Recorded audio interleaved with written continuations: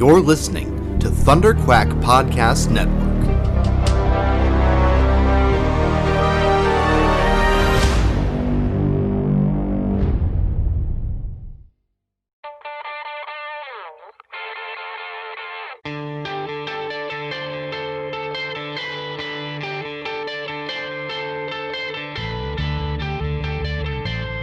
Hey, I'm Steve Englehart, and you're listening to the Epic Marvel Podcast.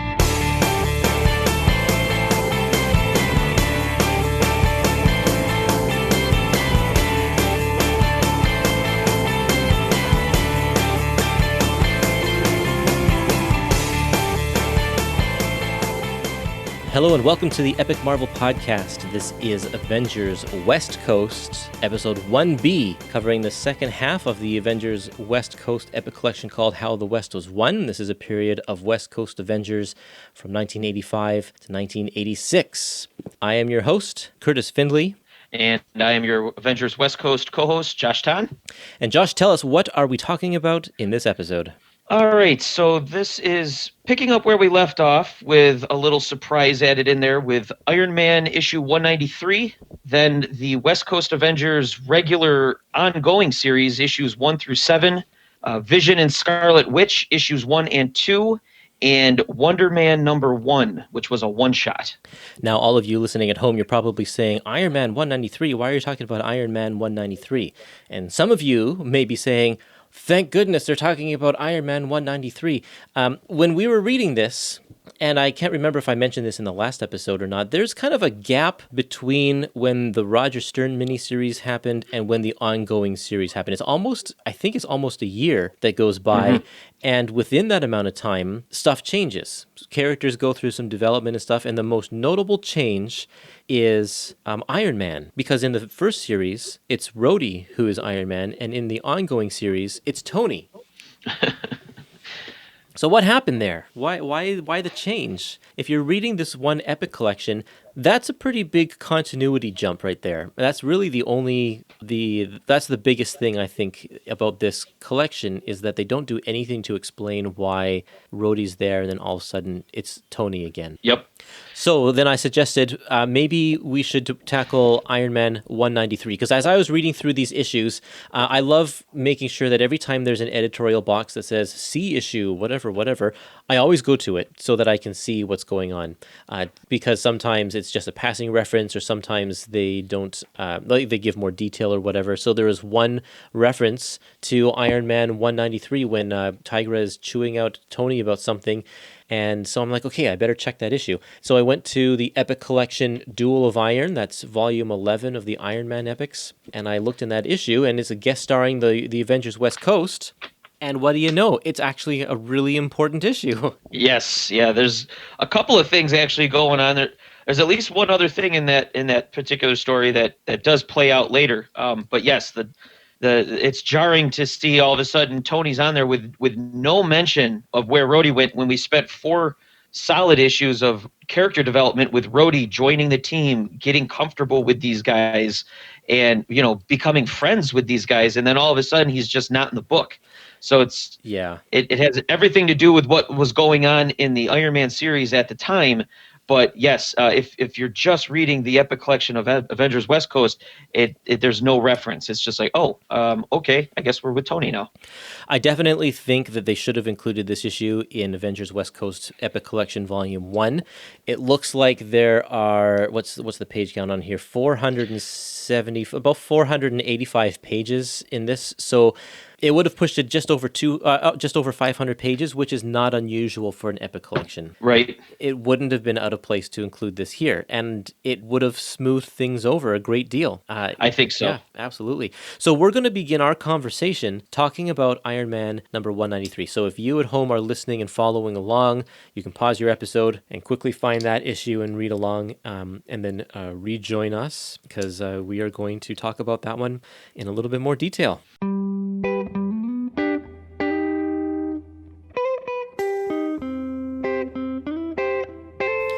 In the Iron Man story, in the ongoing story, Rhodey's been acting kind of a jerk toward Tony, because Tony is not Iron Man right now, and he's sort of focused in this in his own business that he's starting up on the West Coast, and he's got a couple of people working with him. And Rhodey's kind of taking on all of these Iron Man duties. The armor is actually giving him massive headaches, and that's turning him into kind of a cranky person. He's very irritable, and and so this is kind of, there's this tension between Tony and Jim. They're best friends, but right now they're kind of at odds. And so in this issue, we see kind of things come to a head where they are talking. They have a great conversation about, who should be in the armor, who's worthy of being in the armor, and Rhodey thinks that he just needs to step aside.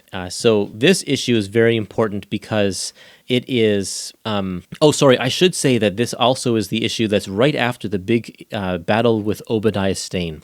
And Tony swept in at the last minute to take out Obadiah Stane in his old gray armor, and that really pissed off Jim because Jim was like, I thought you'd let me handle this. Yeah, it was starting to get to the point where Rhodey in the Iron Man book was starting to feel threatened by Tony, because now Tony's clean because he was on a bender there for a while. He got himself clean again and was getting himself back in the lab and tinkering. And Rhodey, during that series, kept wondering, okay, when's he taking this back? When's he going to take back the suit? And then Tony builds himself just this kind of rudimentary, simple gray armor, similar to his original armor back in the 60s, and, without all the bells and whistles. And it was really starting to bother him, on top of the fact that he was getting these headaches and just being irritable and just a total chip on his shoulder, which is actually really natural. I really do like this run with Denny O'Neil. I know that you've covered that in your Iron Man series of podcasts. Yeah. They're really, really worth reading because they're good stuff. And this side of Rhodey is not, it doesn't come across at all when you're reading the Avengers West Coast miniseries. And so both of those work side by side. I think you have to take one with the other. You have the insecure Rhodey from the beginning of the miniseries, along with this irritable Rhodey that you see here in Iron Man. And so we get to the point where Rhodey says, I need to step away from being Iron Man. I'm going to hand in my resignation to the West Coast Avengers. I don't want to be on the team anymore.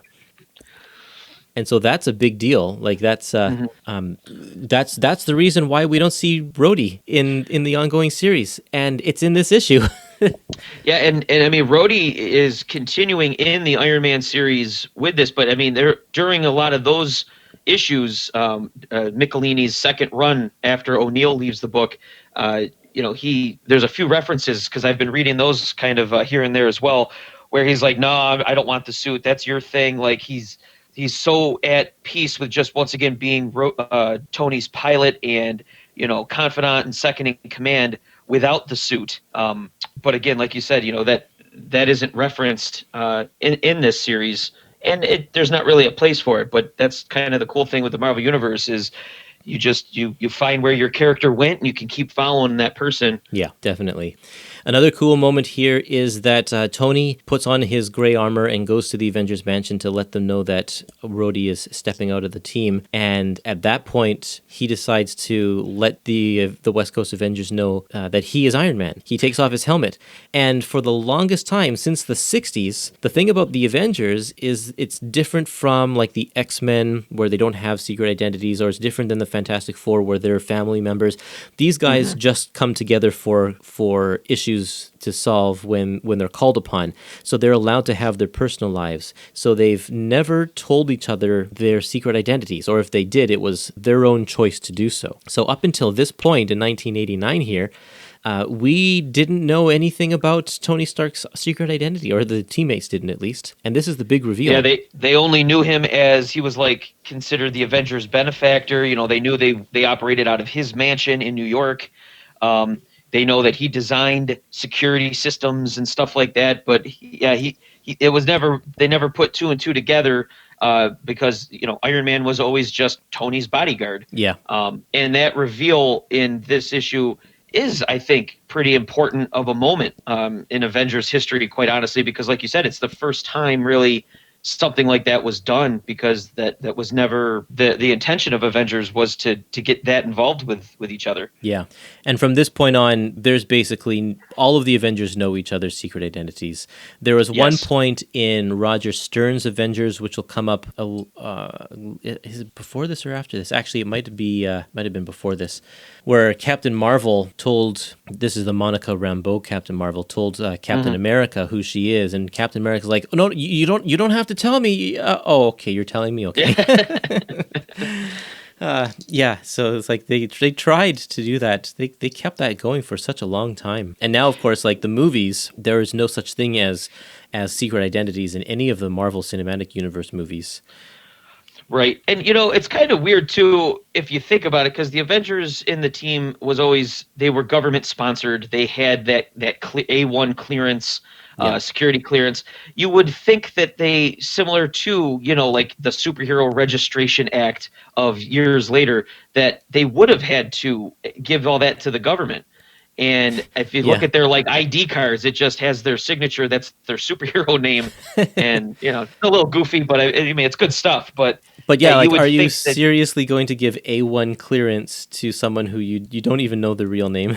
Right. Yeah. Now, and not to spoil anything beyond this, but, Tony revealing his identity to the Avengers then has some ramifications down the road with the Stark Wars, the first Armor Wars, which is probably a couple years down the road here. Right. Because he rubs some people the wrong way and stuff like that. So this is kind of important. I do wish this was in here. And it wouldn't have been completely out of place because we had an Iron Man annual earlier. Right.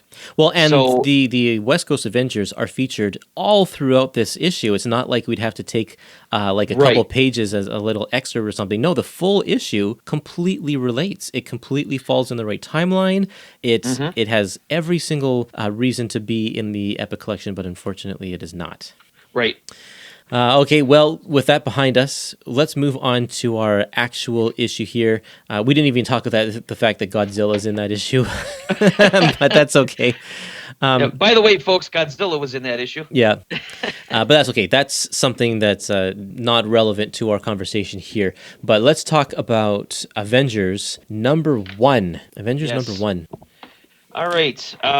So this is the start of the ongoing, which was still another about 5 months after that Iron Man issue.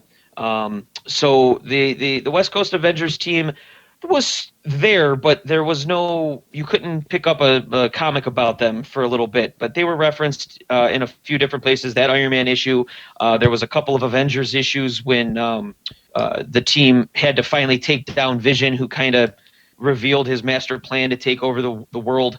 Wonder Man was a part of that.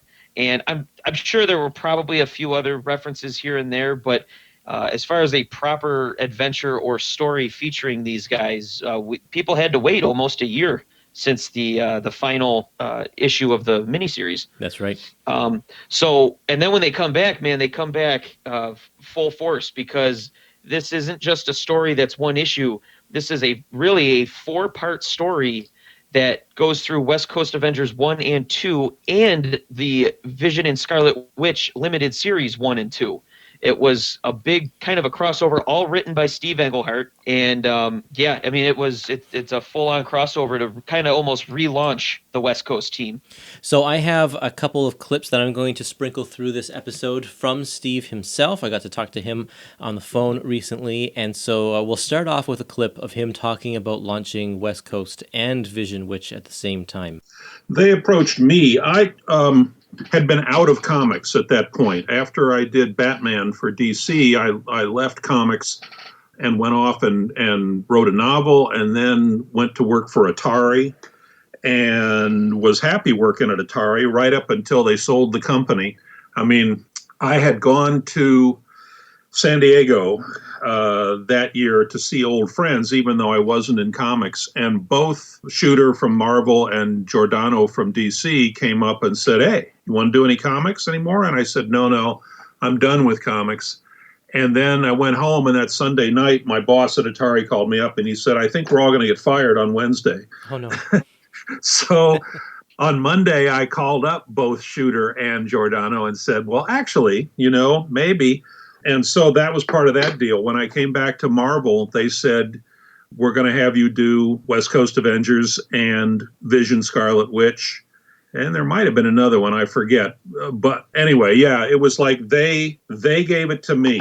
And I know Roger was bent out of shape about it. And, you know, he and I have talked about this, and it's been talked about for years. I had nothing to do with it. I mean, I didn't know anything about that. I knew he'd done the miniseries. I read the miniseries, right? But yep. I mean, they said, you're doing West Coast Avengers. Like, okay, fine, you know. And it was only later that I found out that Roger wasn't thrilled about that, as would be expected. But yeah, for sure. that was Shooter or Mark Grunwald or somebody came up with that.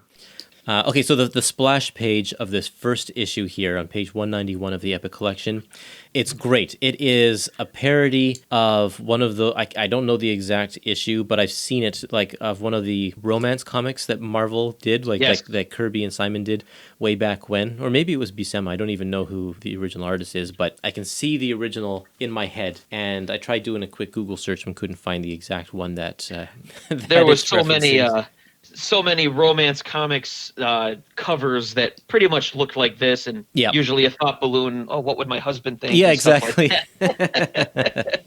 But yeah, this issue, again, hits the ground running. We get a lot of, as we said in the last episode, this spin-off book does require not necessarily a working knowledge of continuity, but there are a lot of continuity references that kind of get filled in as we go. But this one has ex-Avenger Hank Pym in the regular Avengers book, which I do not know. The Epic Collections at this point have not yet got to those. But he was kind of on the outs with the team, but he was starting to get himself back together.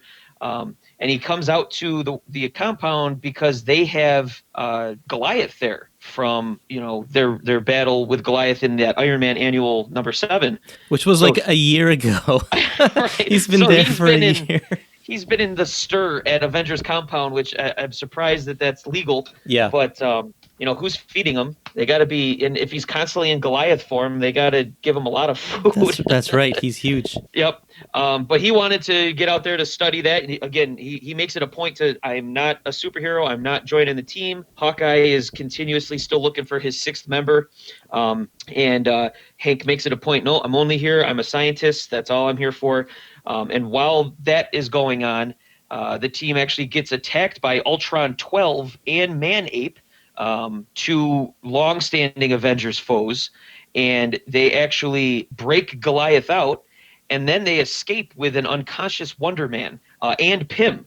This is all part of a larger plan, but I mean, a lot of stuff happens. We had talked about the West Coast Avengers miniseries issue 1 being kind of ho-hum in terms of not really much conflict, much action. Right. And then we get a bunch of supervillains and a breakout and stealing, kidnapping of members and then a cliffhanger. So this hit the ground running pretty good. And not just any villain. We're talking Ultron here. Like, yes. Ultron makes his first appearance here. I love the detective work because that Hawkeye does, because at first it's like these are seemingly random events, random attacks by characters that are totally unrelated. You don't know why these people are attacking all at once, or what the reasons would be. And Hawkeye at the very end in the last pages, he puts it all together, and I love this. And this is something that Steve always does. Is he'll dig deep into continuity and find ways to tie things together that you didn't know before. I recently did an episode of Fantastic Four about Secret Wars 3 in the pages of Fantastic Four, and there is an unbelievable amount of obscure history that Steve weaves into that story that we spent a whole 2 hours talking about just the continuity about it. And, I bet. And so he does that here too. So Goliath and Man-Ape were both part of the Lethal Legion, which was a supervillain group, and they were run by a guy named the Grim Reaper, and the Grim Reaper is Simon Williams's brother, and Simon Williams, his brain patterns were used as the basis for the Ultron AI. And so now we have all of the connections of why these characters are together and why Wonder Man and Pym have why they've been kidnapped. This is going to be some sort of family issue that's take place here. I hate to correct you, Kurtis. You said that his basis of his brain patterns were used for Ultron. It was actually Vision.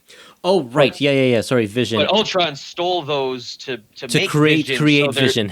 Yes, that's right. It's a very, very convoluted kind of family history, and that was something that Steve Englehart did with this and Vision and Scarlet Witch. Is he really plays this up and really builds this up, and we'll talk about it as we go forward here. But really make it up because Pym is Ultron's father and Ultron is his son, and then Ultron had Vision or created Vision, so Vision's his son, and there's a lot going on with that, and Vision and Simon being almost brothers with Grim Reaper. Yeah, there's a lot to take in. It's amazing. No, thank you for correcting me because I hate to give out bad information or I want people screaming at me. Yeah. I totally knew it. It's just that when you're trying to explain it all here, it's like I just mixed it all up. It's a lot of names. It's a lot of moving parts right now with this, and this is again for these 4 issues. It's kind of like I said, you're hitting the ground running. I did have a couple questions for you. Sure. What did you feel of the new logo for this book? I found it almost I liked the logo, but why did they change it? I wonder. From the miniseries. Right, yeah, I'm not sure. The new logo is very different. I wonder if they're trying to make some sort of reference to, it's more of like a computerized font with the angular edges and stuff.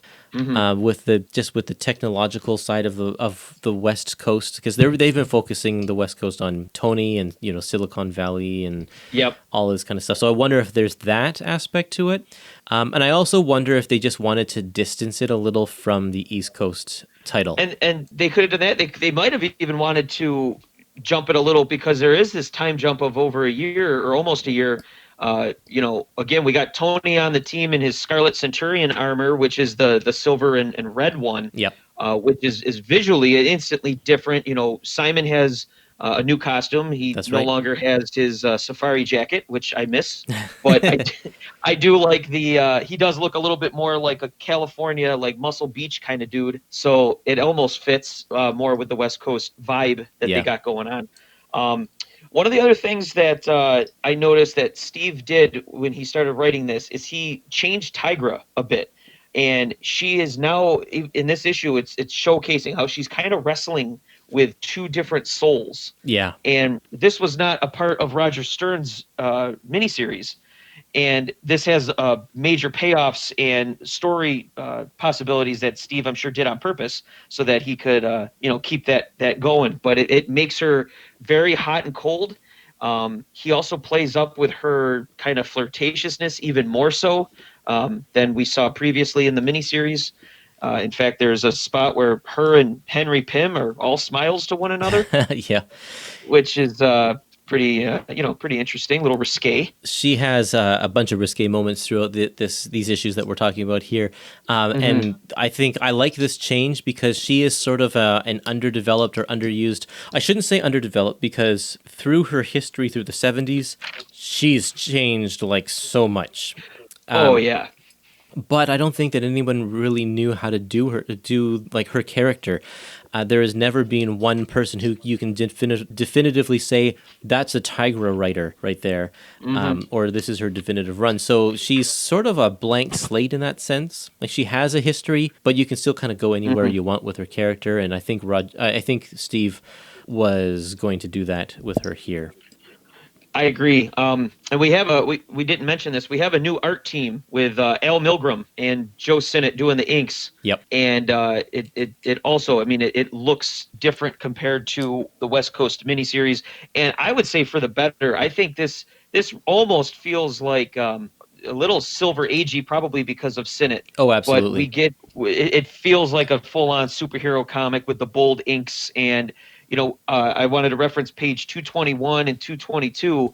I mean, we get this great fight scene with Tigra and Man-Ape, and there's some really really cool poses and action, and I mean, she holds her own for quite some time too. So I mean, you get to see her ferociousness here. Yeah, you can see where Joe's influence is with all of the kind of the background streak lines that he does, and just even how rounded his characters are, because Milgram can be actually a fairly sketchy and angular artist. But when you pair him with Joe Sinnott is all about the weighted lines and the curviness of the characters and that such. So it really transforms the book and looks super sharp. It looks very sharp, and it definitely fits that Marvel style with the dynamic fight sequences and. The layouts here are really good, and under a different inker, it might not have looked as crisp. I'm sure. Oh, for sure not. Yeah, and you can tell because there's one very standout issue later on that's inked by Kyle Baker. It's still the same artist, but if you want a demonstration on the difference between like what an inker can bring to the table, you can't have a more different style than Joe Sinnott and Kyle Baker. Right. But we'll get to that a little bit later when we tackle that issue. Do you want to move on to Vision and Scarlet Witch #1? Yes. So yeah, this came out the same time as West Coast Avengers #1. And it was always intended to be just a 12-issue limited series. And the idea is that Vision and Scarlet Witch want to just have a normal life. After the horrible events of the Absolute Vision storyline, the government wants to control Vision, understandably, because they don't want him to do what he did again. And Scarlet Witch is like, no, but he's a person. Yes, his body is synthetic, but he's a person, and you can't control a person like that. And so they decide, since the Avengers are kind of government sponsored, they're like, no, you have to do what we say. And so they say, you know what, we quit the Avengers. And this is the beginning of a long story for them that takes them into some very interesting places. And we're only going to cover the first 2 issues in this book, but I think that at a later point we should definitely tackle the rest of this limited series. Yeah, I think so. And there is a reprint coming out, I believe, just in time for Christmas for folks. So, this material will be easy to get soon enough if it's not already. Definitely. So this issue is called, I think it's just called Vision and Scarlet Witch. I don't think it has another title than that. It says Lovers and... Lovers. Oh, yeah, Lovers. Oh, yeah, the title page is several pages into the book.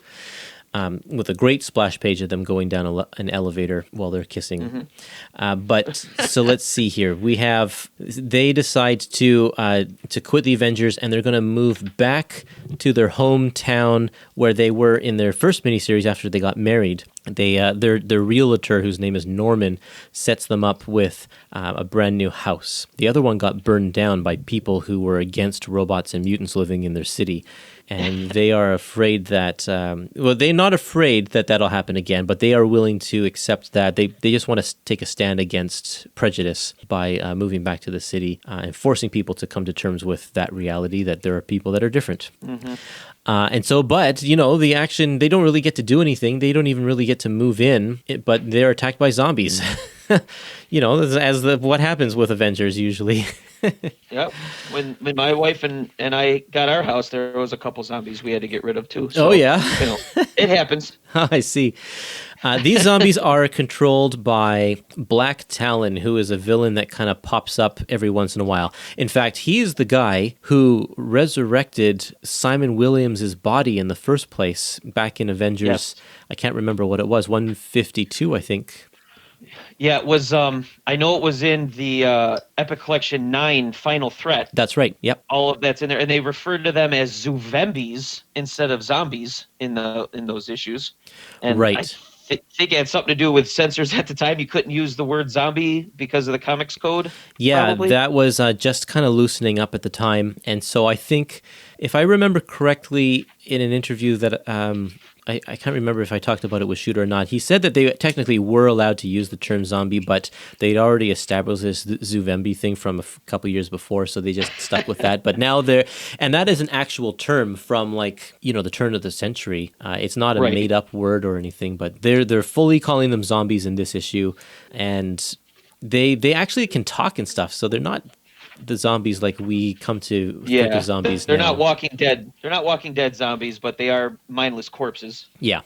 And Black Talon is, he has a partner in crime here, Necra, whom I only really know from an issue of Ms. Marvel, but I don't really know her from anything else. I did look it up. She had a few appearances prior to this, and I know she's in a few stuff after this. But I actually think they make a really good pair. Black Talon, to look at him, is kind of goofy because he just looks like a chicken man. Yeah, I don't understand his costume. But I mean, he seems like very voodoo related, and they usually do stuff with chickens and voodoo. So I guess that's where that's coming from. But I like the idea of the two of them. Now, her deal is she's super strong and super powerful. The more hatred she has, so that's kind of an interesting concept too for a character. I think to hold on to hate in order to be powerful. That's kind of difficult to do. I mean, we all get our issues where we get upset with something, but I don't know. Holding on to hate is really tough to do, at least for me. Well, that's why she's a supervillain, I guess. Right.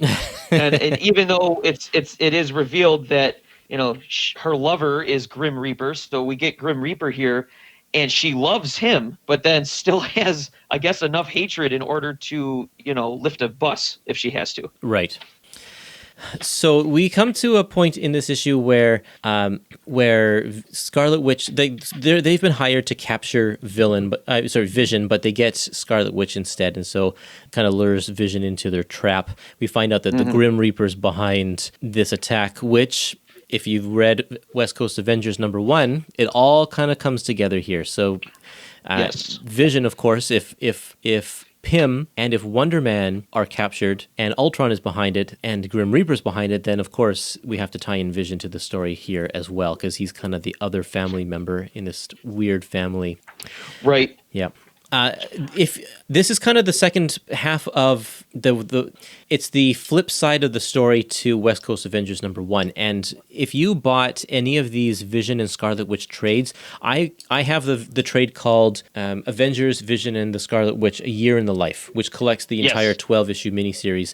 They don't include West Coast Avengers #1. They don't usually include it, but I think that they should, because that's really the beginning of this story. Yeah, they don't. They include issue 2, but yeah, they didn't include issue 1. And I know the issue #1 doesn't have Vision or Scarlet Witch, but it is all the complete setup to everything that's going on here. So it's odd. Couple things, going with the fact that, yes, there's a lot of continuity, but they do make references to that, and they do that. Steve Englehart actually does that quite well. We get little touches of Vision's history. We get touches of Wanda's history with a few flashback panels. There's a shot right at the beginning that has like the All-Winner Squad and the Invaders, because throughout all of this, it is believed that Vision, his body is that of the original Golden Age Human Torch. Yep. So we do get references to that a few different times. I will also say, which book are you looking at? Is this in the Epic, or are you looking at the Year in the Life? If you are using page numbers, let's use the Epic page numbers. Okay. So that would be 233. Okay. Is that shot of the Invaders or the All-Winner Squad, whichever name you prefer. But I do like on page 239, you get to see those Avengers ID cards, Identicards, getting thrown in. Now, I even looked this up. That is Ronald Reagan's autograph. Oh, really? Is it?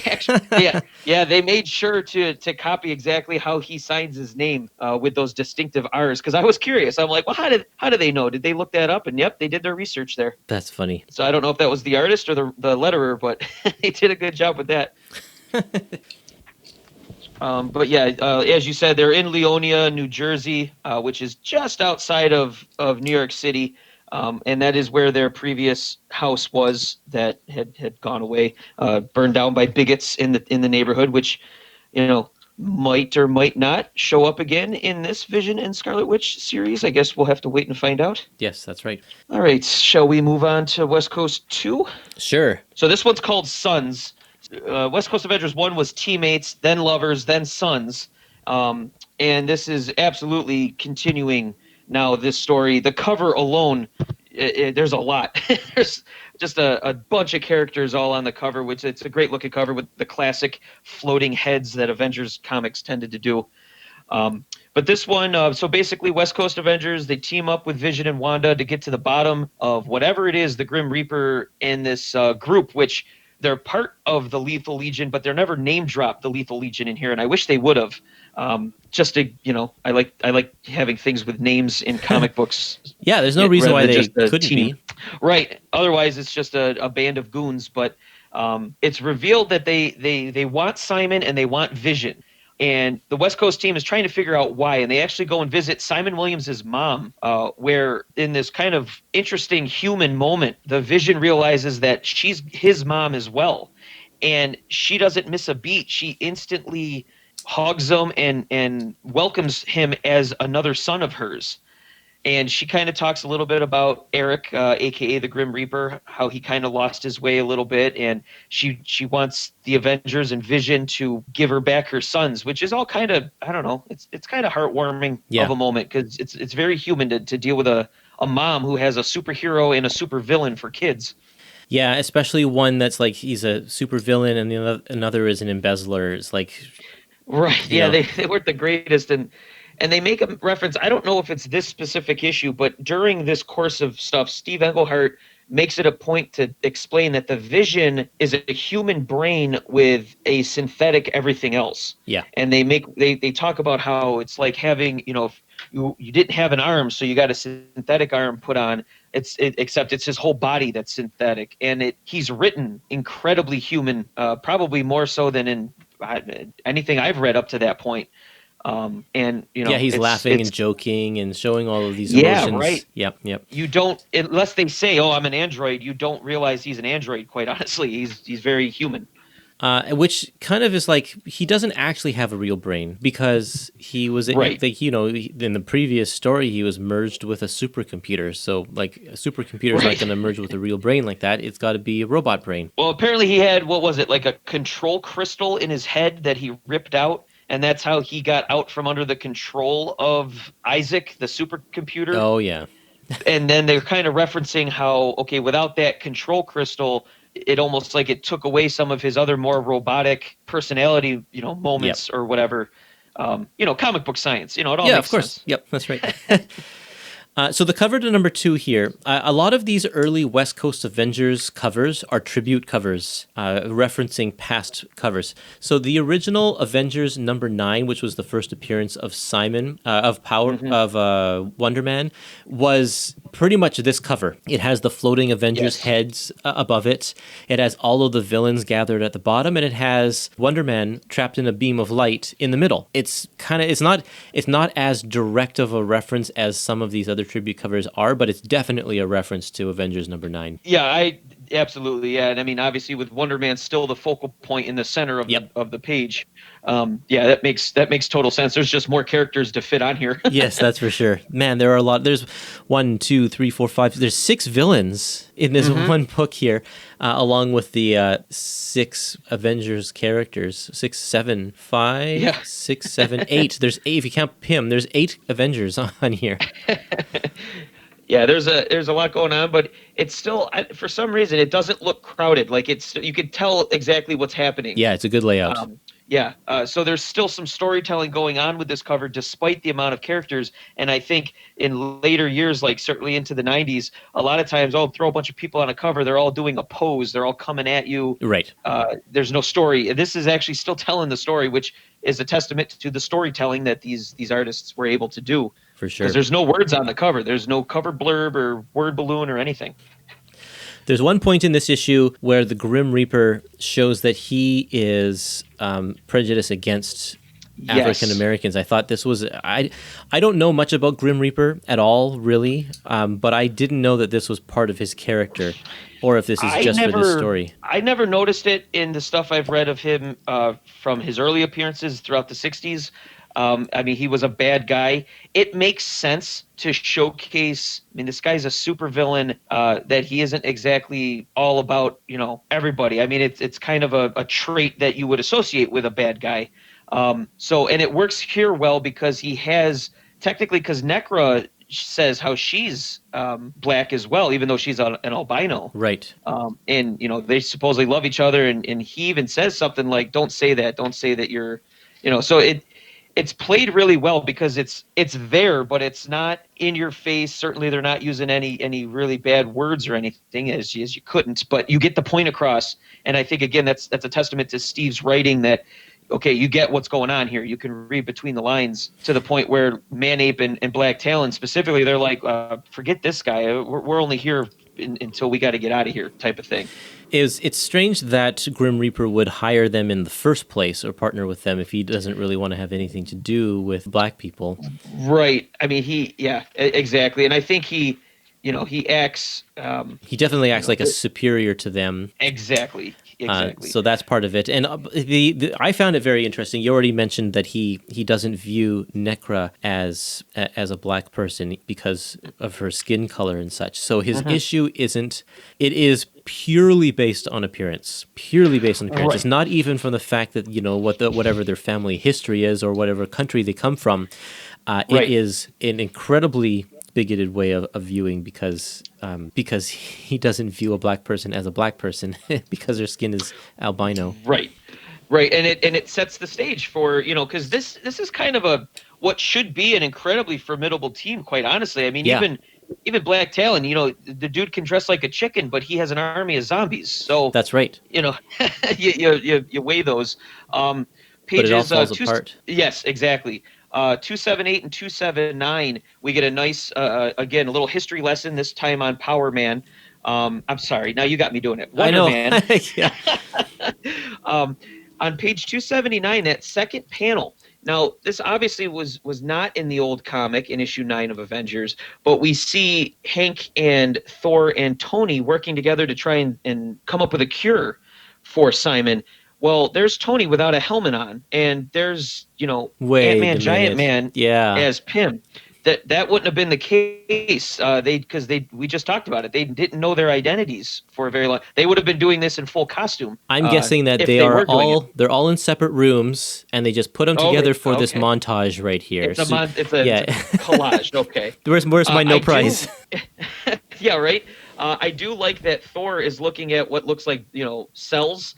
But he should be doing that as Don Blake because he is a medical doctor. Right. Yeah. So, but that's kind of a nice little, very, very subtle reference to the fact that he does know what he's looking at there. Right. That is interesting. So I wanted to make a point with that. And the other thing that that I just think is funny is page 285. The top panel, it shows Grim Reaper and Necra, lounging and getting familiar. I like that he rests his weapon on a pillow. Right. It's like I need a pillow for my Reaper. It's just very funny. You think that I don't know if there's a real hand under there or if it's just a stump or whatever, but I can't remember. Take off the weapon removed. If you're gonna have some fun time with your woman, Yeah, you're gonna slice a dice on accident. That's not good. Nope, not good at all. Oh man, yeah, he's kind of a funny villain. Yeah, I mean he's an interesting design. I like the skull and crossbones. The head gear, he has kind of these Galactus things coming off of his mask.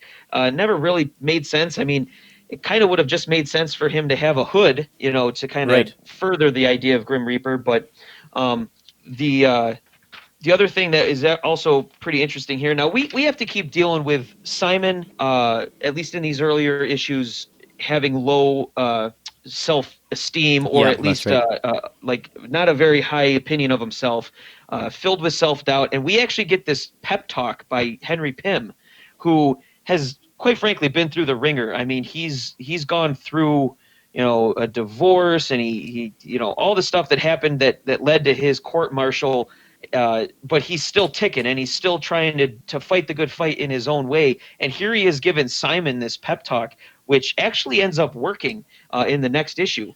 But for it to come from this guy, I think holds more weight. Like Captain America giving a pep talk, it's like, well, yeah, you're Captain America. But here's a guy who struggled forever with, an inferiority complex and everything else. Like, I think this is really well done.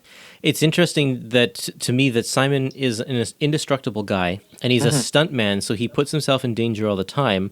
But he's actually afraid of death. Because that was a big part of his storyline there for a while. And then when he did come back, where we referenced it before in those Avengers issues, I think even then he was kind of freaked out by it. He was struggling with the concept that I'm alive now. I was dead. I missed so much. Yep. But there's a double meaning here as well, because not only is he, he's down on himself, he's not sure who he is because he's alive and he was dead. He's made up of energy, so he doesn't know that. But also he thinks, like, he knows that he's a bad person. He's plagued with this guilt of being the embezzler and being a Right. fraud. And he's afraid that that's going to come back and bite him in the butt, right? And so if he says he's afraid of death, I also think he's afraid of his brother, who is the Grim Reaper. Oh, okay. Yeah, that so makes sense. There's a double meaning here, I think, just of the uncertainty of Simon Williams' life, both physically and mentally. That he's just afraid of everything, I guess. Yeah, and I like that. I like that we work through this during the course of the rest of this epic collection, Yep. only because after a while it's kind of like, all right, come on, Right. You need to have some gotta, progression. yeah, you're an Avenger, for God's sakes, and he gets to that point, which makes for good storytelling. Again, this is something that I think Steve Englehart does very well. Is these character moments is what drives these comics more so than the action or the fighting. It's these interpersonal relationships, and that's Marvel Comics. I mean, that's what Stan brought to the table originally. Yep, for sure. Is your pages 290 and 291 faded in your epic? No, they are not. So yeah, this Oh, is okay. something that we should mention if you, for some reason, didn't listen to our last episode. This epic collection is one of the infamous quad books, which means it was printed by a company called Quad Graphics, who did less than stellar work for a number of epic collections that came out around the same time. And this one of the issues is that the black line doesn't print well on several of the pages in this book. It affects, you said 290 and 291? Yeah, it's not as bad as I've seen online, but it's faded where all the blacks are grays. You could still read it, but you miss a lot of the shading, like especially on Hawkeye and Iron Man, that require a lot of the black inks. Yeah. I know that page 318 and 319 are also pages that got affected by that similar problem. Some of them, Mine is in this one. Yeah, some of them are so faded that you can't even make out any of the words in the word balloons.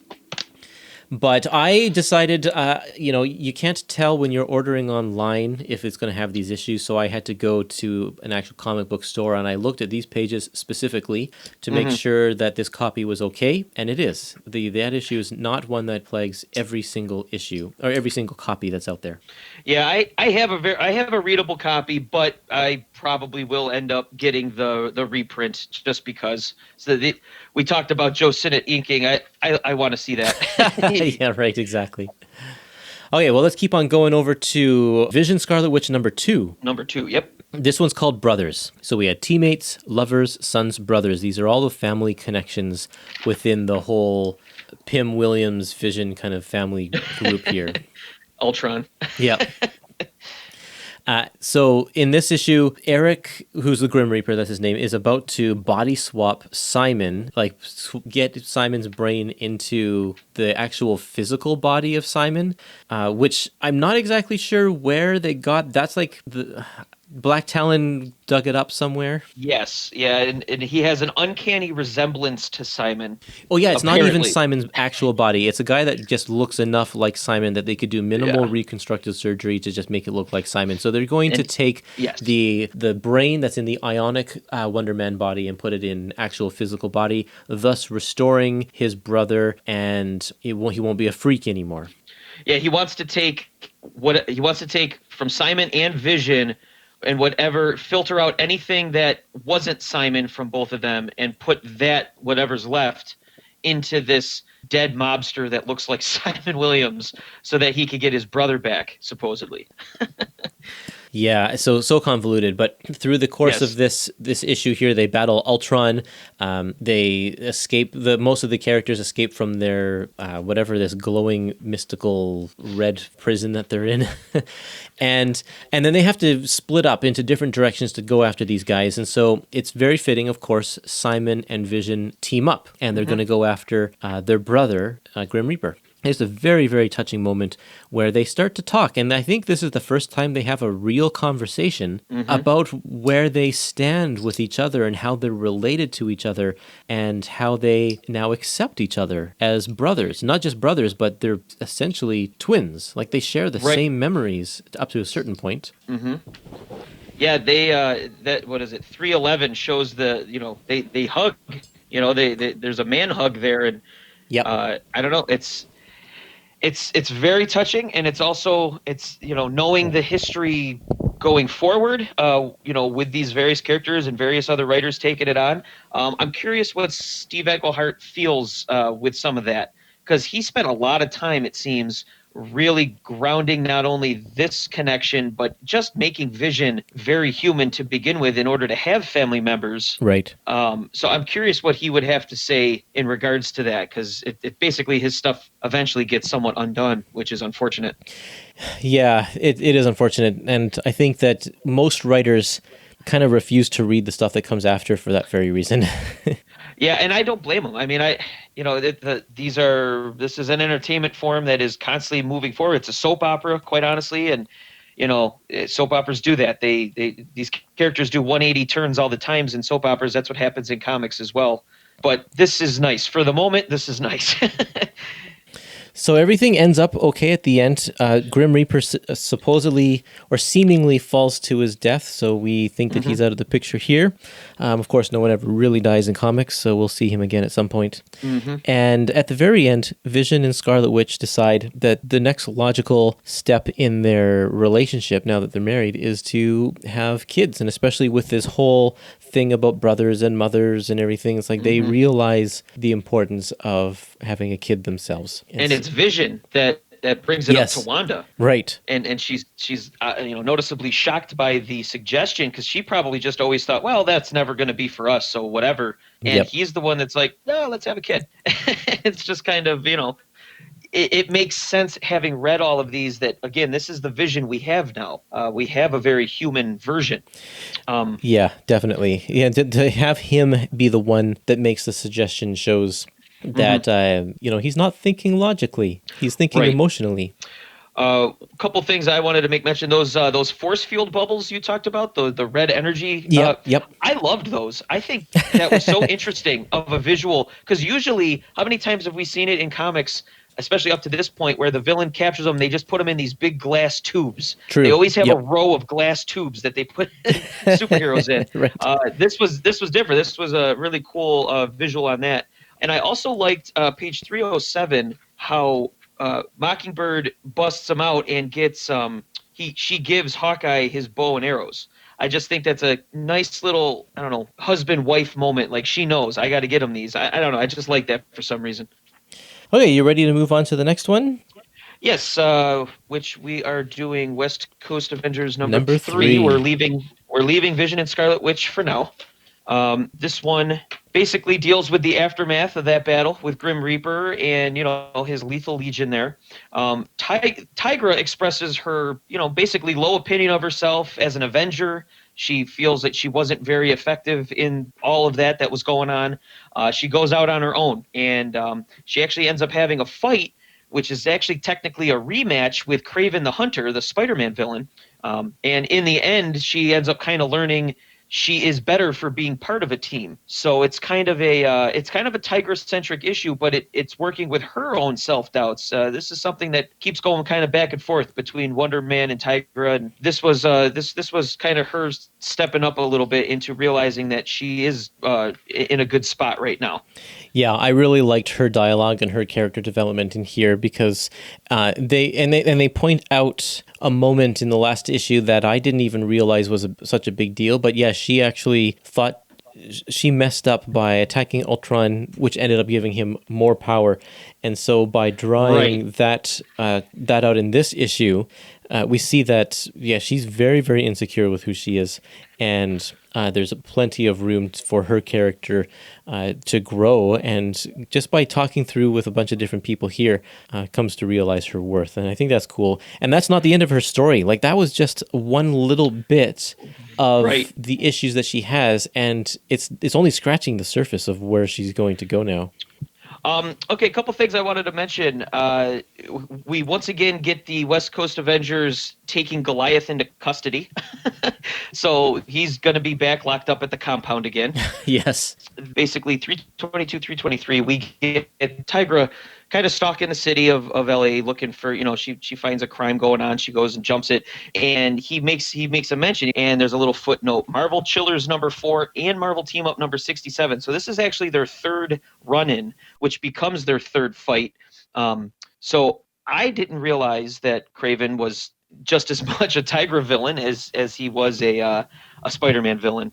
I guess so, yeah. It makes sense because he goes after the very animalistic type of characters. Yes. Yeah, I think there was still some potential with the character had he not gone the way of Kraven's Last Hunt, which I wanted to say, this is the last major appearance of Kraven before that. Oh, really? Huh. Yeah, he's seen briefly in like Secret Wars 2 in the background, and I think there was one other little minor appearance like that for him. But this is his last major appearance where he's an active part of the story. And then we go from here to the events of Kraven's Last Hunt, which this is kind of, the last time we see him as like a normal Marvel supervillain, which is kind of weird, to be quite honest. That really emphasizes the contrast between sort of the Bronze Age writing and modern age writing. When you think of Kraven in this, like this is classic Kraven, and then Kraven's Last Hunt was kind of like the birth of modern comics. In just the terms of the way that stories are told, the depth of the characters and everything. It's just it's a wild. 6-parter. It took 6 issues to tell that story, which definitely became the norm going forward with not drawn out stories, but with specific storylines that cross over like that. Yeah. We kind of get away from the single issues. That's a tangent we don't need to get into here. Otherwise, we'll go on forever. So what I wanted to mention in this one is that I feel like there is a lot of kind of this sexual tension between Tigra and Kraven as they fight. It's not just not just a fight for him. And little references is like, it's a shame I don't have my slave collar for your pretty neck this time, like things like that. It's like it makes you want to kind of read those other ones and see what happened between the two. Maybe they were kind of like an item of sorts back when she was more, they didn't know what to do with her at the time. Yeah, those issues are collected in a Tigra Complete collection, actually. So we'll have to check that out sometime and see. I don't have that book yet. That's all right. You just let me know. At the bottom of page 335, the second to last panel, that is Scourge. Yes, I was going to mention that too. Yeah, Scourge of the Underworld in disguise. He was going to take out Kraven here. If Tiger wasn't around, he would have killed Kraven, and we would have never got Kraven's Last Hunt. That reminds me also that in Iron Man number 239, or is it 240? Maybe it's the issue after that, but Scourge of the Underworld is there in that issue too. Let me just double check that. Yeah, that was one of my favorite things Marvel did of this period was this whole Scourge, I believe was probably Mark Grunwald's idea. It was in 194. So yeah, we didn't talk about that here, but yeah, it's really cool how he just pops up in all of the different titles, and that whole story is told in the pages of Captain America. Couple things I just want to mention real quick. Page 337, last panel. I like how Mockingbird has a nice little zinger on Hawkeye, saying that you think I haven't made mistakes on occasion, and Hawkeye's the world record holder. Yeah. That's very wife-like. Like I don't know about you, but my wife gets in zingers all the time because it's just guys tend to think that they're the ones in charge, and then usually the wife's like, oh well, actually, and little zingers like that. So I really liked that, and of course the final page, the way that this ends. Wait, just before you go on, I just want to say that also. Oh sure. Also on page number 328, when they're walking on the beach, and he says, "Yes. Bobby Barton, since we got married, I've never thought about any other woman." And then they kiss, except, of course, for Tigra. Yeah. And then she's like, you big bozo, and she throws sand in his face. Yep. He switched back into Avengers chairman mode there, but yeah, that was funny. I've always liked the two of them, and I thought that the writers that handled the two of them really handled, I think, a married couple, quite honestly, because they clearly love each other, but they send barbs to each other's way, which is really good. Yeah. But then, of course, the final page here, the way that this issue ends, we get the Thing. He's back from Battle World, from Secret Wars. He's hanging out in California, and he shows up at the compound, and Hawkeye's wheels start spinning. Benji, old buddy, have I got a deal for you? And that's how it ends. No, that was editorial, actually. The Thing had quit the Fantastic Four at that point in Fantastic Four continuity. Yeah. And so when I got the West Coast Avengers, Mark Grunwald said, "We want the Thing in here for a year. He's going to be yours for a year." Oh, wow. So he was there for a year, and then he went back to the Fantastic Four. He's a professional wrestler at the time. Yes. He has joined a special wrestling league that has no limits. It's for superpowered wrestlers, so they don't hurt each other in the way that if they were to wrestle normal people. So that's was it Unlimited? Yeah, Unlimited. That's right. Is that what they called it? Yep. And so that's what's going on in the Thing ongoing series at the time. He has his own series. He's not part of the Fantastic Four. And yeah, he just strolls in here, and I love it. It's like, I just knocked on the first door after my bike got a flat, and like, it's you guys. Yeah. Yep. The Thing has always been one of my favorites, and I love seeing him here, and I love the back and forth between him and Hawkeye going forward, which we might as well move forward. West Coast Avengers number 4. Yep. Is this you or me? I think I can do this one here. Master Pandemonium. We have the introduction to 2 new characters. One of them is brand new, and the other is fairly new. And these 2 characters are Firebird and Master Pandemonium. Firebird originally appeared in an issue of the Hulk a few years before this, and she's a Latino character who has some sort of fire powers. It's not really explained how she got her powers or what her powers even do. They kind of just make it up as they go along. But she can fly. She is kind of like the Human Torch and the Phoenix mixed together, I think. Yeah, that's the same vibe I got. They do eventually down the road. They kind of define it a bit more. But yeah, it's very kind of ambiguous. She just has fire powers, pretty much. Yeah. And she joined up with a team that consisted of a bunch of kind of cowboy characters and Lone Wolf as well. Red Wolf. They were called the Rangers. Red Wolf and, yes, Texas Twister. Texas Twister. So there is, in Canada, we got a short series of anti-drug PSA comics starring Spider-Man. And they're collected in, I think Spidey Fights Substance Abuse, a trade paperback called Spidey Fights Substance Abuse. And there is one issue in there where Spidey goes to the Calgary Stampede in Alberta.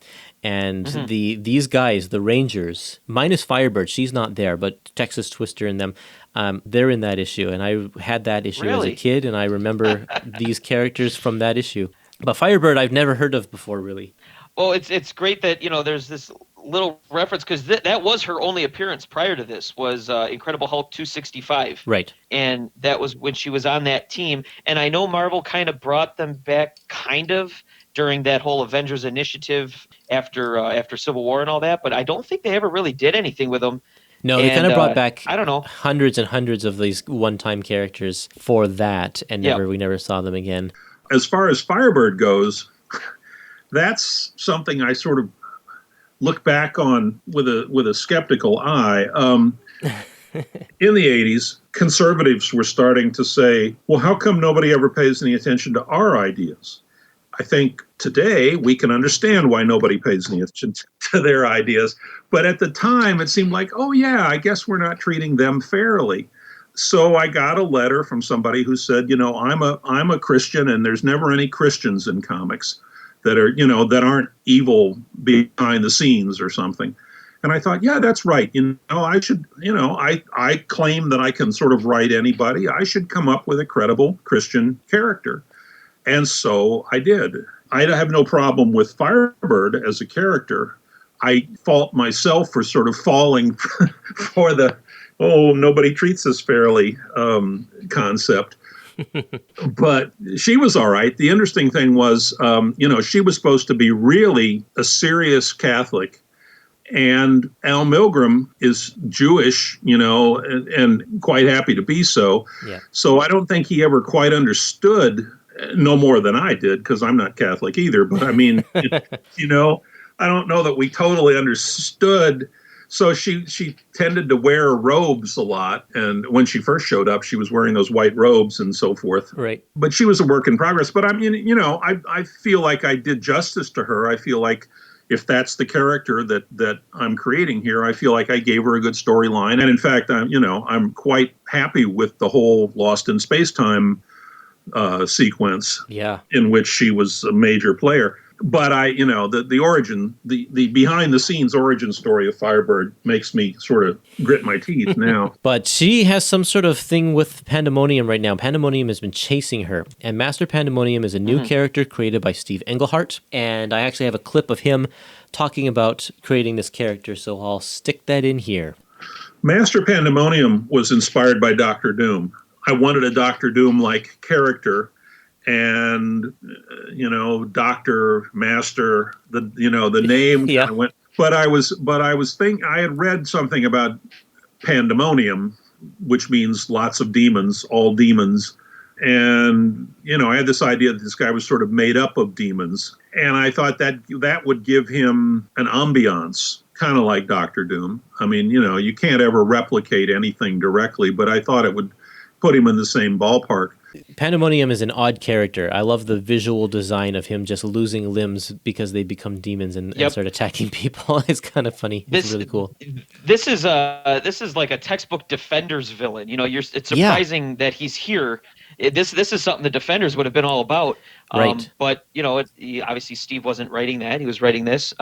Master Pandemonium, very, very odd power, but also kind of cool that he's just filled with demons. Like, there's a lot of promise with him you could really go creepy with him in like modern day. You could do a whole series about him, quite honestly, because there's a lot of potential there to the right writer. Absolutely. But yeah, I mean, he's full on supervillain here. Yeah, we don't see him a whole lot anymore. Through this here, Hawkeye is hilarious. I love his banter with a thing. Yes. You mentioned this before. He every time he asks Ben over and over, will you join the team? And Ben's like, no, I won't. Stop asking me. And he's like, sorry, I didn't hear what you said, Ben. Or, funny things like that. It's like, you can give me your answer tomorrow. That's fine. Yeah. And he always says it with a smile. A complete jerk, but that's just great because it almost shows like a friendship there, because obviously they've both been in the Marvel Universe for quite some time. Yeah. One other thing I wanted to mention here is that Tigra is kind of mean to Hank on page 353. She is in behind the scenes in these past few issues, has been slowly kind of getting a little bit more edgy. And flirty with different characters or whatever, and she just says to Hank, "Careful, Hank. Remember, you're not our sixth member, so this doesn't concern you." It's like, wow. Yeah. And it's like one issue ago you were like, "I'm a failure as an Avenger." Now all of a sudden you're like, doing that, but it makes sense because that he's playing up the concept that cats are, they want your affection up to a certain point, and then they'll scratch your eyes out. So. And it's clever. It's a clever way to do it.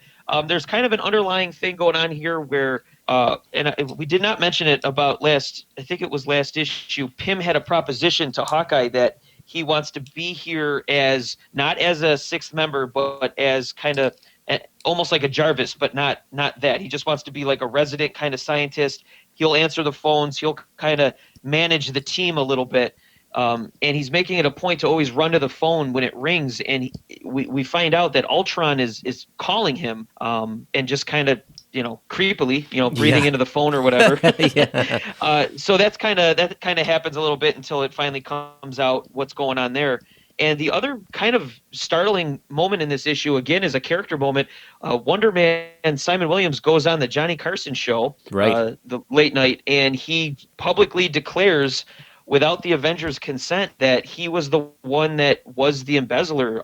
This thing that you had talked about earlier, where he, this is part of his problem, that he's like, but at the root of things, I screwed up and I never took my lumps for it. He decides he's got to do it, and he's like, whatever happens, happens. This is a weight off my shoulders, and that comes into play the next issue. Mm-hmm. Yeah, definitely. We get to see Ben in his wrestling league a little bit here on page 356 as Pandemonium attacks. And I love all of these demons that come out of him. It's a lot of fun. I'm sure that Milgram had a great time. Or maybe this is a terrible thing. Maybe like having to draw millions of different looking demons is a pain in the neck, but they did a good job of it. I'm glad that they did it, because a lot of times you could see a lot of the same thing when they draw stuff like that. But I like that there's at least some effort made to make these things look different. Yep. And I'm curious if Joe Sinnott had added little tweaks to that as well. It's tough to say. Yeah, it is. I don't know. One thing we didn't mention that I think happens in this issue, the Thing gives the team a nickname where he calls them the Wackos. That's right, on page 362. Oh, was it? Okay. Yeah, he calls them the Wackos, and it's kind of a name that sort of stuck. Yep. Throughout the years, even though it doesn't quite make a whole lot of sense because it's WCA, not WAC for the initials. So but he still calls them the Wackos, and it's kind of endearing, kind of like Cap's kooky quartet from the 60s. Right, and then in the next volume, we'll see that they the West Coast and the East Coast teams join up for a baseball game, and they're the Wackos, and the East Coast team are the Echoes. There we go. Yeah. So West Coast Avengers number 5, Ins and Outs. Yeah, the West Coast Avengers seek the help of Jack Russell to find the cat people. So yeah, there's two stories here that are going on here. One is that Tigra has been increasingly more and more cat-like. She feels like the cat part of her soul is taking over, and they need to find the cat people to help her kind of regain a balance in herself. And they know that that Jack Russell, the werewolf, has tangled with the cat people, so they go to try and find him. And on the other end, Firebird, who is now, she's not on the Avengers, so she goes off on her own mission to try and find Master Pandemonium, seeks out this guy in an occult store, and the occult store is saying, the book that you're looking for that'll have your answers is called The Darkhold, and it's in the possession of someone named Jack Russell. So they both end up looking for Jack Russell at the same time. Or so they think. Yes, that's right. Yeah, there's a footnote that I guess Doctor Strange has the Darkhold at this point. That's right. And the Darkhold, I mean, that is something that's been around since at least the early 70s in Marvel. It was created in the Werewolf by Night book series. It was a very major part of Werewolf by Night for many years. And then, it's kind of floated over to the rest, to the other occult kind of characters of the Marvel Universe, and had a big role in the Midnight Suns era in the 90s. That's right. This cover of West Coast Avengers number 5 is another tribute cover to Moon Knight number 29, which also had just kind of the glowing eyes and teeth of the werewolf. Yeah, it looks really good. Whenever you get covers that are all black, obviously always makes the characters pop, and usually are also tough to find in good condition because the black shows up creases and your fingerprints and everything. But stuff, yeah, for sure. Yep, it looked sharp in the Epic Collection for sure. With all the drool coming out and all that. As far as the plot of this issue, I found that it was mainly setting up a lot of plot points that are going to be paid off a little bit later, because they do tangle with the werewolf at one point, but that ends up being a dead end for both of their stories because he doesn't have the Darkhold, and also when he was with the cat people, he was in his werewolf form. So when Jack Russell is in his human form, he doesn't have any memory of what happened to him as a wolf. Yeah, and he looks much more bestial in this appearance, and I haven't read all of Werewolf by Night, so I don't know how it ends, if he ends looking way more like a wolf like this. It depends on the artist's interpretation. So in the series at the end of Werewolf by Night, he looks like his, a wolf man. But then when he appeared in his story in Moon Knight and was drawn by Bill Sienkiewicz, he looked like this. So I think this is just carrying on from that. And I think we see him in this look as well when they do that whole Cap Wolf storyline in Captain America, because they have a bunch of wolf characters. Right. I remember seeing him like that there, and I was always curious when that change happened. So yeah, maybe it was just simply the. I think it was Moon Knight. Yeah, that makes sense. A couple things here.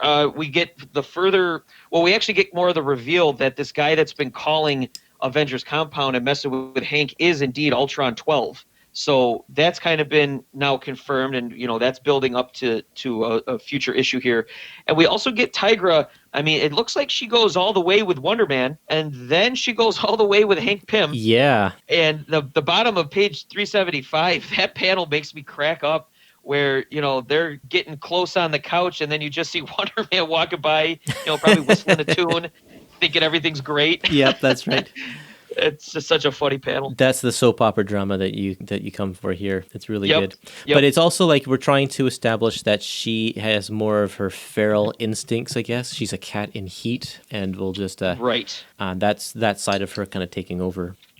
And I suppose we should mention Morbius is in this as well. Yeah, he actually is the linchpin here because he is the one who has ties to the cat people. It's amazing how much the cat people get around. Actually, they I know. It's like exactly. Morbius's ongoing series back in the pages of Adventures into Fear in the 70s was a bizarre thing because he was a vampire, but he really didn't do a whole lot of vampire-y type things. His series was filled with science fiction and fantasy and going to like outer space, and it was bizarre. And so he spent time with the cat people there and had an adventure there in those pages.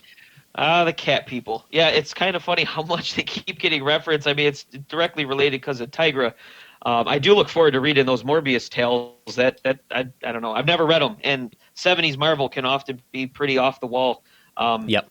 So, yeah, but apparently in here, he looks like he's just helping Jack Russell through his issues. He looks almost like a normal guy again, kind of. So I'm curious what the storyline is there, how he went from, white-skinned and flying around to wearing a suit and having normal-colored skin again. Yeah. But I'm sure it's told there was some sort of cure. It'll be in the Morbius Epic Collection when we get that.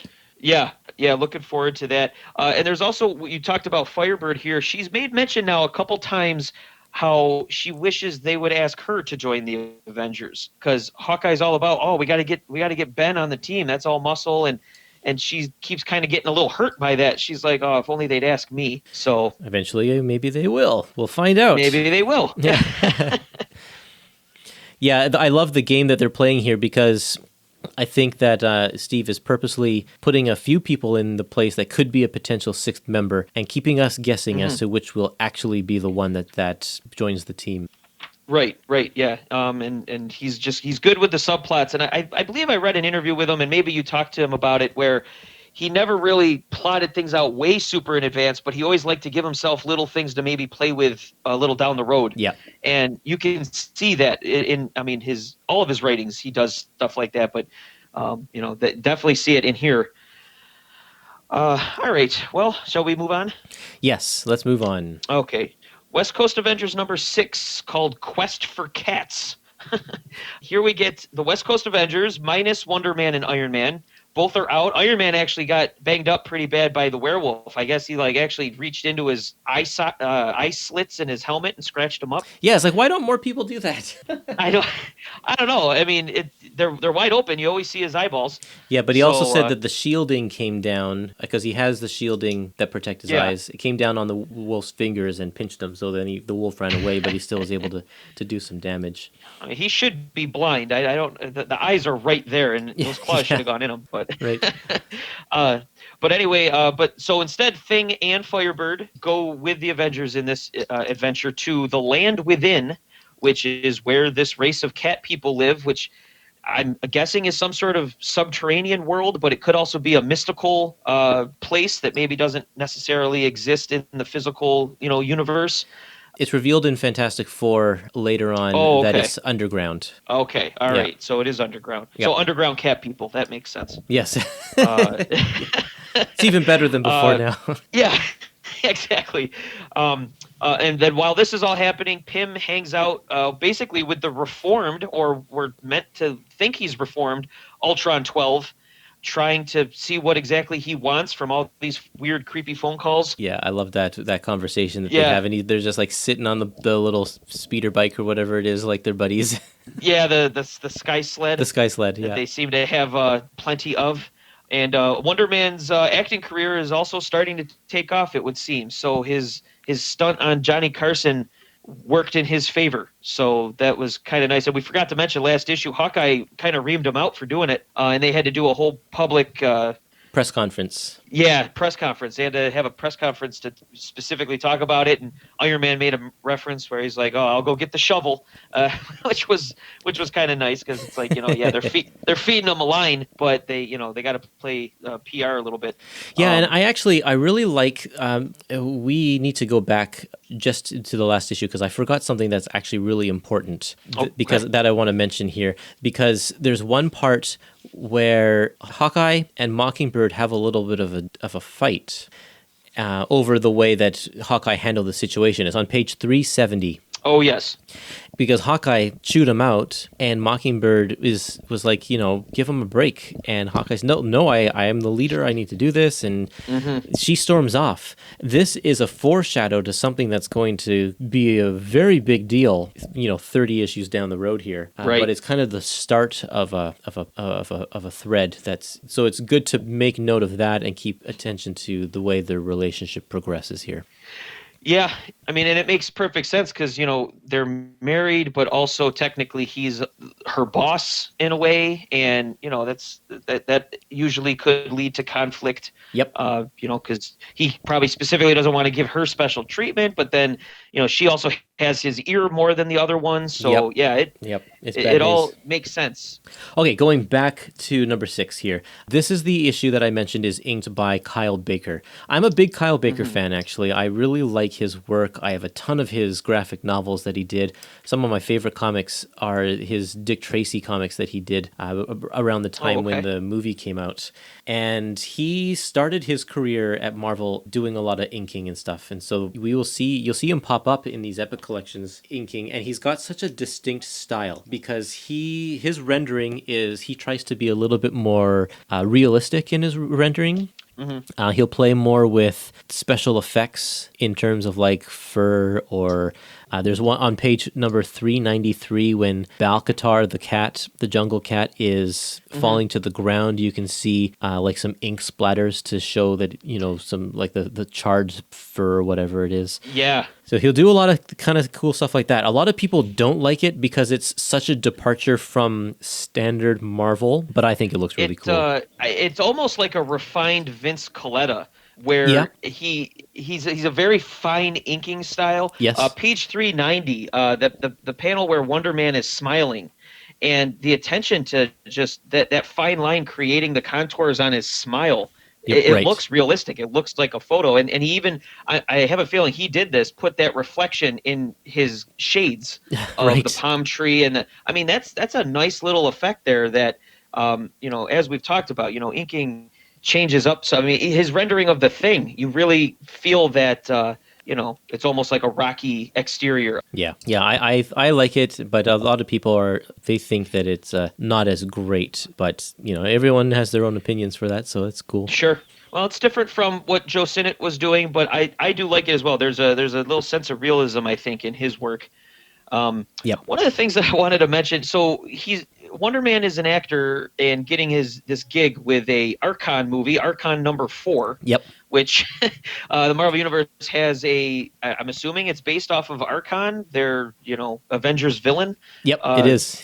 It is. Who is kind of like a Conan, and he's played in here by Arnold Schwarzenegger. Yep. Not Schwarzenegger, which we just had Johnny Carson like 2 issues ago. I wonder why they couldn't use Arnold Schwarzenegger, but they had to come up with Arnold Schwarzenegger. Yeah, right. I'm curious what's up with that. I wonder if it might not have even been a rights thing. Like they probably just wanted to have fun with the name or something. Which happened a lot back then. It's easy to make fun of that last name. Archon, I just did an Avengers episode that had the first appearance of Archon, and it was in I think it was the 3rd Avengers Epic Collection. I can't remember exactly now, but we discussed and I suggested that maybe Archon was created as a trial for the people who had the Conan license for Marvel to show that they were able to do a good Conan comic because it came out just months before Conan #1 would come out. And so it made sense because it read like a Conan story. He's a very Conan type character, and it was Roy Thomas who was writing it as well. And knowing that, seeing things in this, like in this issue where they're making all of these direct references to Conan, like with Arnold Schwarzenegger, of course.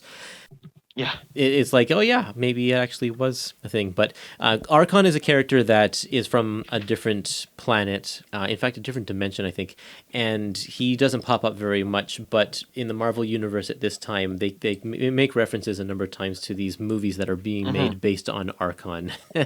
Right. Yeah. There's actually a deleted scene from Guardians Volume 2, Guardians of the Galaxy Volume 2, with Simon Williams, played by Nathan Fillion. What? And you could see it online because there was a scene on Earth where there was a theater where it was a Simon Williams film festival, and it's Nathan Fillion, and there's a couple like rom-coms and stuff, but there's one where he is Archon, where he actually plays Archon, and there's actually a clip where he's in like a spaceship with the fur barbarian outfit on, and it ended up all getting cut because they just didn't have time to showcase it. But then I was so disappointed because I'm like, oh, Nathan Fillion for Wonder Man going forward, but then it never ended up happening. So I'm gonna have to check that out. Check it out, because in that very same podcast episode I was telling you about, the Avengers one where we talk about Archon, I was like, the whole concept of Archon is absolutely fascinating, and the history and stuff. It's really, really great. I totally want to see it come up in a movie. And I was like, I said in the episode,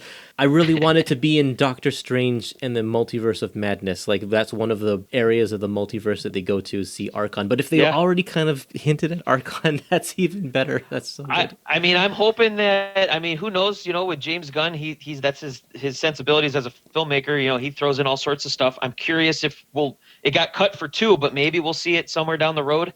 I hope so. Nathan Fillion's also starting to he's getting up there a little bit, and I think it's perfect casting because the way that Simon Williams is as a character, I think would work. I think so too. But anyway, that's a little off topic. It is, yeah. Let's keep on going here. We get Tigra. She gets very familiar with this Belkatar guy, cat guy. Yep. So yeah, this is yet another one of her partners in her, her ways. Part of her character is that she's a feminist, and she's very outspoken about that throughout this volume, about her feminist views and such. And being a sexually liberated woman as well is part of her character, I think. So not only does she have that kind of cat in heat thing, but there's also the feminism side that at play here. Right, because technically she started as the Cat when she was just a costumed hero, and then that came out during, that was supposed to be the whole deal. She was kind of like a feminist superhero. There's like tons of backstory here for they spent 4 pages of backstory telling us the entire history of not only her, but of the cat people, like going back to the very beginning. Anybody wants to know about the cat people, this is the issue. Yeah, this is for sure. You get through all the way to page 407 where we get a cat person riding a woolly mammoth down a city street with a gun. It's like, oh yeah, with some sort of laser rifle. Like, what the hell is going on here? It's so funny. That Tigra Complete Collection is going to be so bizarre because all of the issues that they talk about here are in that Complete Collection, and I think that they're like all separate stories that Steve is trying desperately to tie together here. Yeah. Like he kind of reconciles all of the stuff between the cat people and this one woman, Dr. Tomolo, who gave her the powers at the beginning, like originally. It's all right. I don't know. We'll have to read that book at some point. Well, and the history of these cat people is they were regular cats that were turned into cat people by a human scientist. Is that the High Evolutionary? No, it's just some random guy who liked cats. I guess. It was a wizard or something, right? What was his name? Yeah. Ebrok.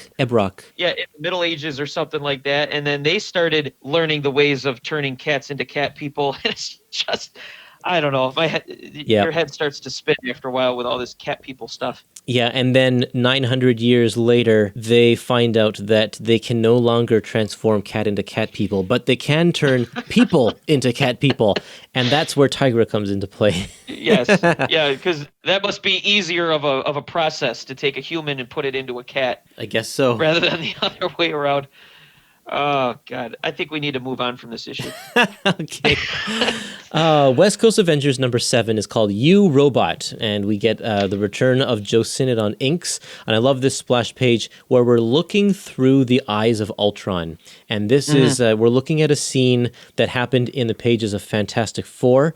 I think Fantastic Four number 277, where they battle Ultron, and his head is left kind of in the rubble. And this woman sees, and I love how in this one panel on page 412, how her hands are huge because it's like, look, there's supposed to be some foreshortening or something going on here, but looking through Ultron's eyes, it definitely looks distorted as she's reaching for Ultron's head. And then we see all of these things from Ultron's perspective. Even as she places him on top of the TV, there's a mirror behind her so we can see Ultron's head there. But it's all from his point of view, which I think is really cool. The first few pages are like that. And then at the very end, we revisit Ultron's eyes again. So it's a nice bookend. But there's two things going on here. One is that all of the West Coast Avengers, or most of them, are still partying it hard with the cat people. That's not really part of this issue. So we just got a little hint of what's going on. And I think coming up with breaking points for Epic Collections must be really hard. But the conclusion to that cat people story is going to be in volume 2. So we're not going to talk about it in this issue. Right. So they're just hanging out there. The main story here is we're switching our focus back to what's happening with Hank Pym, because he's hanging out with his newfound long-lost son, Ultron 12. In fact, he's calling himself Ultron Mark 12, and then he says, no, just call me Mark. I'm a person now, so just call me Mark. Yep. So that's funny, and we get a little bit of history about why he is the way he is. And this is a very interesting time for Ultron because this Ultron has actual emotions. He is not programmed to destroy. He's evolved to the point where now he actually wants to be a useful member of society. He wants to reacquaint himself with his father and make amends. Mm-hmm. So that's very interesting. So the Mark 12, Ultron Mark 12, he's become good, but then they're actually attacked by Ultron 11, who is still evil. Right, and I'm kind of confused. I don't remember which Ultron was the one in Secret Wars, because I thought that was 12, but I guess I need to read this Fantastic Four issue to find out which is which here. I'm not sure, because Ben Grimm brought the Ultron head back from Battleworld, and that's right. Then it got remade or something. That's why it was in the rubble. Yeah, that's why it was in the rubble. They fought it, and so I don't know how they number each one. I have no idea. But yeah, this is a different Ultron. Yeah, there's two Ultrons in this issue. One's the old evil one, and one's the new one. Right. And again, here you have Steve Englehart trying to probably make sense of some of these various points of continuity and trying to weave them together. And I mean, it's effective. It works well. I mean, basically you have two Ultrons, fighting one to kill Pym, one to save Pym. The Mark 12 goes and gets Wonder Man to help out. This kind of ends up putting Pym through the ringer a little bit more than I think he even expected, because he actually sheds a tear after Mark bites it, trying to save him. I do want to say page 418, the Ultron that has bonded with the television set needs to be an action figure. Yeah. Because that's just awesome. It's so goofy, but really cool. Like, it's kind of creepy at the same way. Yep. And I really also appreciated, let's see, where is it? 428. That last panel, I mean, you're seeing Wonder Man start to cut loose here a little bit, and the two of them, him and Ultron, the evil Ultron, going at it to fight is just so cool looking. So this ends on page 432. We see some random kid tinkering away, and he has an Ultron head on his desk, and it's not told specifically which Ultron head that is, because the evil Ultron, his head was smashed by Wonder Man, and then Ultron 11's head was left in that facility. So I'm not sure. Is this the beginning of an Ultron 13? I know that we get one, but I don't know where this Ultron head came from. Yeah, I'm not sure exactly either. Now, Ultron 13 is made by Dr. Doom for Acts of Vengeance in the pages of Daredevil. Okay. All right. So then that wouldn't be this one. This is another Ultron getting worked on. Yeah, but Ultron in that head. story in Daredevil, there are like hundreds of Ultron heads. Apparently, Ultron had been making many, many versions of himself or something. So this could be one of those. Makes sense. Yeah, I don't know. Or maybe there's something that happens between here and Acts of Vengeance. Yeah, maybe his dad works at this facility, this, what is it, Ultimatum something or other, and brought it home like, hey, son, look what I found. Yeah, here's a nice toy for you to play with. Yeah. Looks evil, but that's okay. Mm-hmm.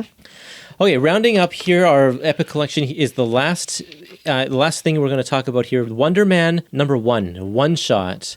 Great cover from Bill Sienkiewicz. I just love it. Oh, absolutely. And one of the bonus features is the cover without the logo or any of the trade dress on it, so you get to see the full thing, and that's really nice.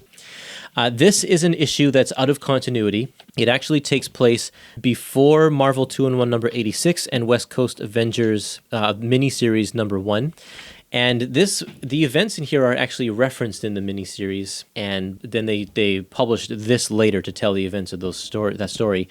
But Wonder Man he's doing his job as a stuntman, and Wonder Man is feeling a little bit unfulfilled with his work, and he goes to visit the Avengers, and just to blow off some steam, but gets sucked into this whole story. There's kind of two things going on here. One is that the scientists, he gets hired for a job, and the scientists are opening up a portal. They've figured out how to do a portal, and these creatures start coming through, and Wonder Man has to try and save the day. And while they're doing that, I guess somebody gets sucked into the portal, and then he gets called away from that. And I found this to be an odd thing right halfway through, that he doesn't follow through with the end of that adventure, because the Avengers actually call him because Sandman is messing with radiation, is going to destroy the city, and he's like, that's a bigger deal, so I'm going to go help out them.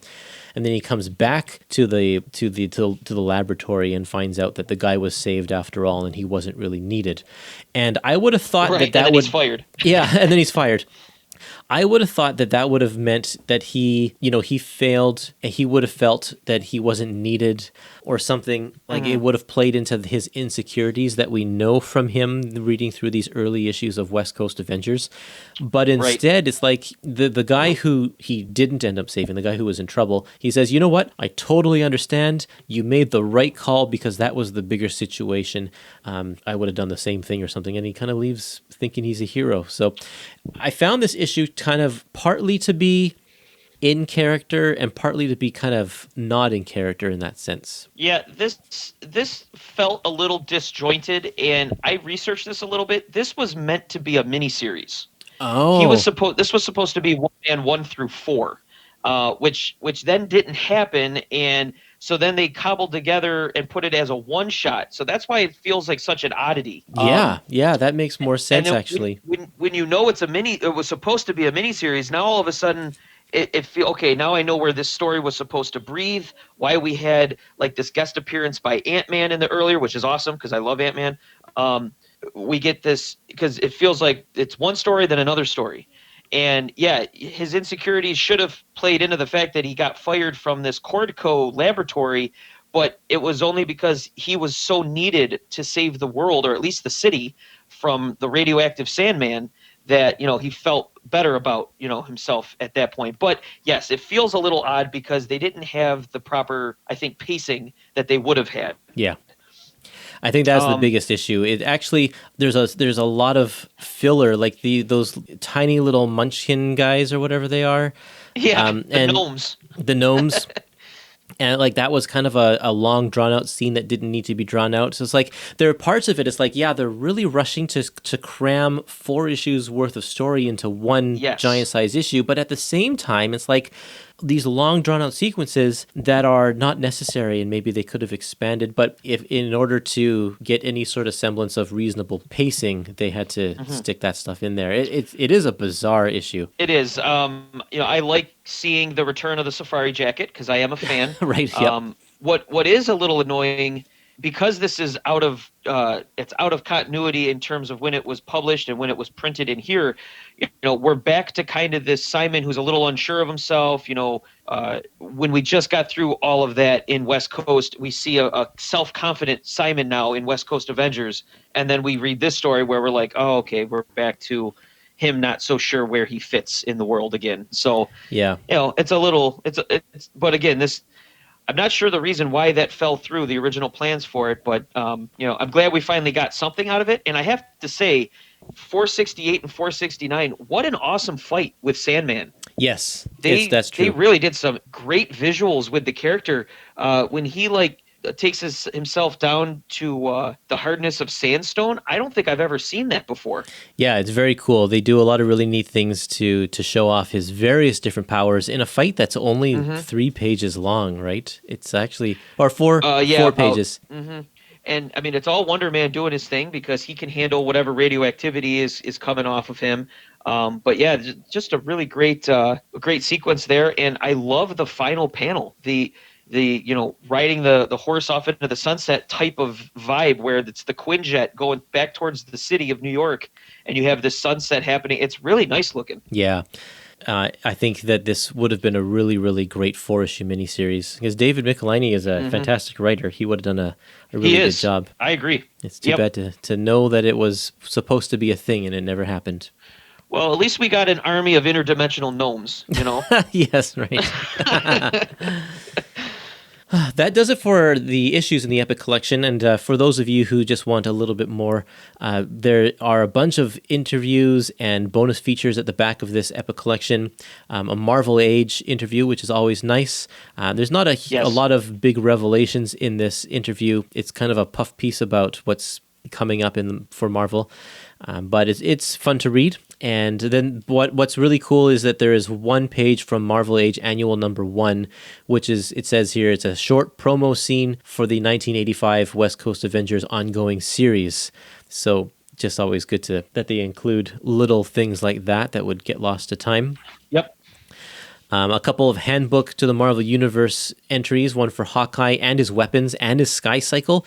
These are things you would typically find in like an annual, Marvel annual backup feature, and it's neat to see all of these too, including how all of his different trick arrows work. One for Mockingbird as well. It's a little out of continuity because this costume that Mockingbird has here is a costume that she gets in Volume 2. A little down the road. Yeah. Yes. There is also a reproduction of a 1984 poster at the back of this book that I believe was only available to comic shops at the time. And it shows, it's by Bob Hall and Al Milgrom, and it shows the West Coast team at their compound, and they're looking at a little view screen to the East Coast team, and the other half of the poster has the East Coast team in what looks like their basement area at the mansion, and they're looking at a large big screen TV of the West Coast team. And it just kind of basically shows the entirety of the Avengers at this point. And it looks like with 1984 and the lineup, this has to do with the 4-issue miniseries.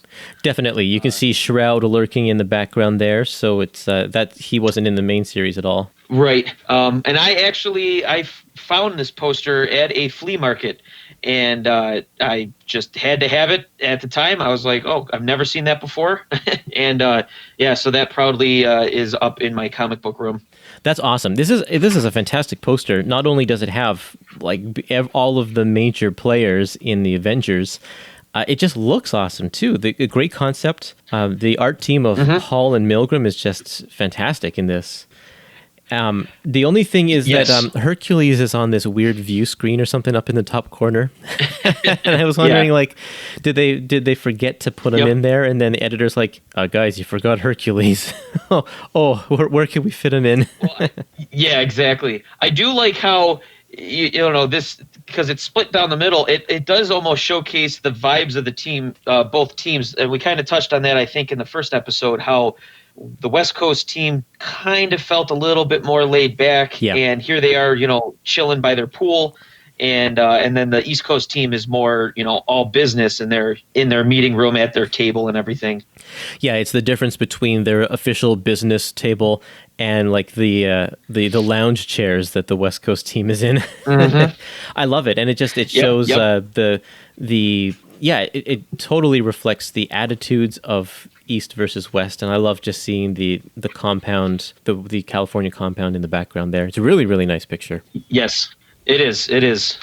There's a few other covers in here towards the end of some of the other collections, the various premiere hardcovers that they've come out with in previous years, kind of reprinted here. We do get one of the Ralph Macchio afterwards, which is unique to the Epic collection, and I love these. I hope they continue doing these. I know they don't do them for every single Epic collection, but these are nice. Yeah, and I don't think that there's been one recently. I'm not sure if they're going to continue, but yeah, he has some great insight because he's just been around for so long, and even if he's not involved in the title directly, which he is on this one because he was the editor, I believe, right? Yes, I believe that's what he's talking about here. Yeah, Grunwald was editor. Yeah, actually, I don't even know if he was directly involved in this, but he always has some fun stories to tell because he just knows all of the ins and outs of what was going on behind the scenes in the offices there. Yeah, I'm curious if the folks behind the Epic collections themselves, if they're going to maybe branch out with other afterwards by other creators and editors of the bullpen of the time period being covered. Because I do like it. I like that the Epic gets one more little, I don't know, something unique to the Epic collections. Exactly, yeah, a little bonus. It's very nice. Yeah, they could reach out to people like Tom DeFalco or Jim Shooter and people like Jerry Conway. Like there are a lot of creators out there who might be willing to write something like that. I mean, they get them to do the Masterworks intros. I know that every so often Don McGregor and David Anthony Kraft say, I just finished my essay for the newest Marvel Masterworks or whatever. So they're out there. Mm-hmm, mm-hmm. Well, that kind of brings us to the end of our collection, at the end of our conversation. We've covered everything in this first volume here. And, I think it would be fun, Josh, if we did one more episode, if we did a West Coast Avengers episode 1C and just covered the rest of the Vision and Scarlet Witch 12-issue limited series. Kurtis, I think that's a fantastic idea. Yeah. Because, if I just follow the Epic collections, there's not going to be another chance to talk about this because obviously they're not collecting it in this, and I don't think it has a real place in Avengers proper. So, yeah, we should just go for it. Right. Yeah, it does fit well with this because eventually, down the road past that, there will be more connections to Avengers West Coast once John Byrne comes on board. Right. So I think it makes a lot of sense to let's cover these because we won't cover them anywhere else. Well, probably I could see you probably taking care of the original 4-issue series with Avengers. I feel like that'll be in there somewhere. So in the next episode, next week, what we will do is we will pick up right where we left off with issue number 3, Vision and Scarlet Witch, issue number 3, and go right through to issue number 12. So if you're reading along, hopefully you can get yourself a copy of that book, or it's on Marvel Unlimited. You can find it online there. And join us next week as we continue our talk, continue our conversation. But thanks, Josh, for joining me for this volume, and can't wait to dive into this next book with you. Absolutely. Sounds great.